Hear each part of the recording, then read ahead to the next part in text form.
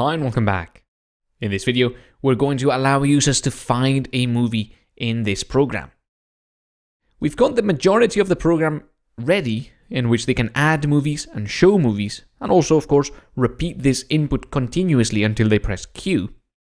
Now we have to allow them to find a movie. So what does finding a movie mean? Well, we're going to ask the user that what do they want to search for? Name, director, or year.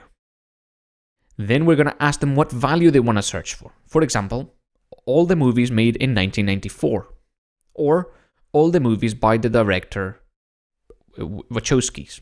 Or all the movies called, High School Musical. I don't know very many movies, I just realized that. Maybe this was not a good project. Anyway, so let's not add High School Musical to our movies, but we can maybe add a couple of other movies that have similar years or similar directors. Let's go and develop this find_movie function. Again, because this is used after show movies, you'd think that maybe it should go here. But because show movies uses show movie details, that should go directly underneath show movies, and we can add this one afterwards. Let's add our find movie function. Notice how now the red squiggly line disappears. PyCharm is happy, but of course we are missing some content here, and PyCharm tells us this by this red squiggly line, indent expected. We don't have anything indented under this function, so now PyCharm will only be happy once we do have something. And what we're going to do is we're first going to ask the user for what property they want to look for, whether name, director, or year.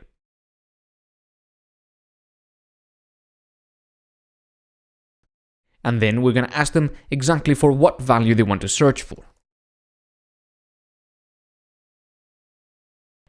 Now, we have two things. We have what they're looking for and what property that is. So, let's now develop something that will allow us to go and find this. Let's create a new list of found movies. For every movie we find matching these two things, we're going to add it into this list, and then we're going to tell the user the list. For movie in movies, this is our main movies list. The movie is a variable that we're going to use for each iteration of the loop.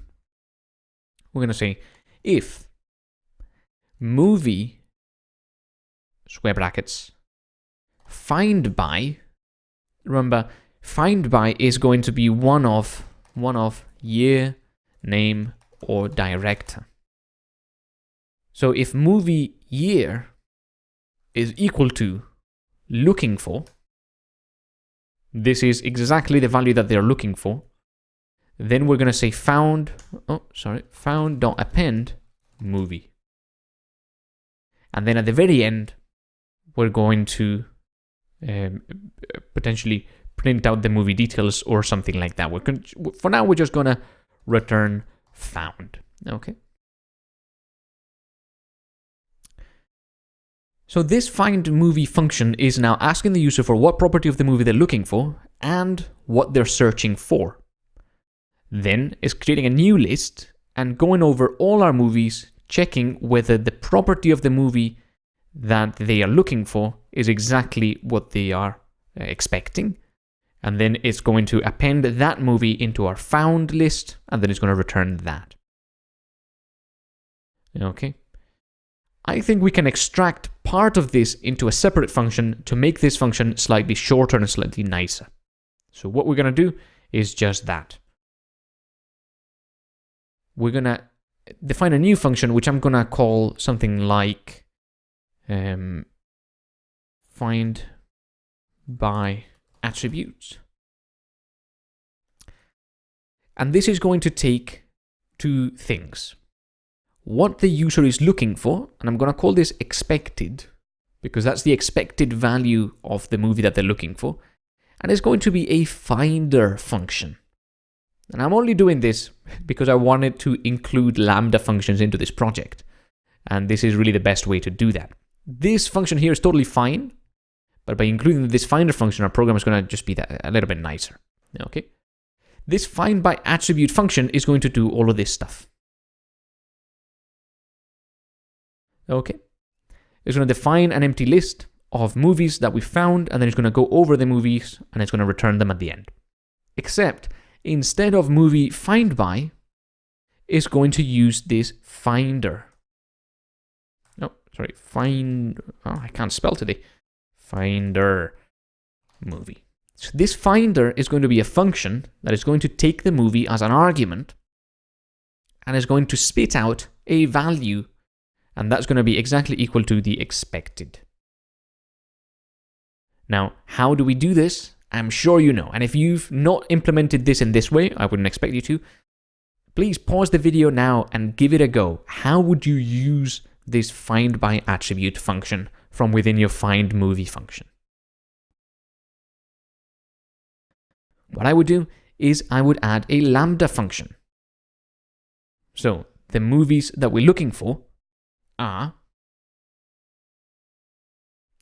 find by attribute. The expected value is the looking for value, and the finder function is a lambda where it's taking in a parameter and it's returning the find by key of that parameter. Now, I know that this is complicating things probably unnecessarily, but I just wanted to show you an example of where this might be useful. And you may think, well, this is not very useful. I mean, we could just make it simpler and have movie and use the square brackets. And that's right. But if this is particularly useful when we don't know, or rather when this function here doesn't know what movie is, whether it's a dictionary, potentially whether it's a list, and it would return the first attribute of that, whether it's something that has to return a slice, it doesn't care. All it cares is that it's executing whatever we told it to find by, and then it's checking against the expected value, which could be anything. So this function here is actually now really generic, and it doesn't really have to rely on movies. And now it can rely on something else if we wanted to. We could pass in the movies as a parameter, or rather the items, and then we could just do for I in items and do this. This is now a really generic function where it's just finding a movie inside these items by this arbitrary function that we've also given it. Okay? So we can pass in the movies in there. But of course, movies is found movies. You cannot do that. Python doesn't really like that. Movies is a variable defined at the top, so found_movies is going to be the movies we found. Now, this function is really generic. You could use it in any project. It doesn't have to be about movies. It doesn't have to be about anything specific. But this function can be used to find by things, which is pretty cool. Now, we want to print out the details of the movies we found. And we already have a function for printing out details of movies. It's called showMovies. It goes over all our movies and it shows the details. So let's call that showMovies. But of course, it's not showing the details of our found movies. It's showing the details of all the movies. So how may we change that? How could we make this function show details only of our found movies? I'm sure you got it. All we have to do is pass in our found movies as an argument, accept it here as a parameter, and use it inside this for loop. Of course, now when we call it up here, PyCharm is already telling us, hey, you've forgotten something. There's a yellow underline or yellow background under that brace there. And it says parameter movies list unfilled. So we have to tell it to use our movies list, the global list up here, when we are running the function here. And down here, we can use our found movies. So now this function is also quite generic. For each of the movies, it's going to show the movie details, and it doesn't care whether that's the main movies list defined up here or any other movies list that we pass it. So that's pretty cool. We've improved our program massively, and now it is ready to be used. It's ready for prime time. Let's go and run it. Right-click app.py, and run it. Now, we can see that we can add a movie. And we can add another movie if we want. I don't know any other movies developed in 1994. So we are going to have to go for something like Fast and Furious. And I do not know the director of this movie, sorry. Let's say it was developed in 1994 too. I'm probably alienating a lot of you guys from saying that, but hey. We can see our movies, and then we've got the name and director and release year of these two movies. And then we can also find a specific movie. So what property of the movie are we looking for? Let's say year. What are you searching for?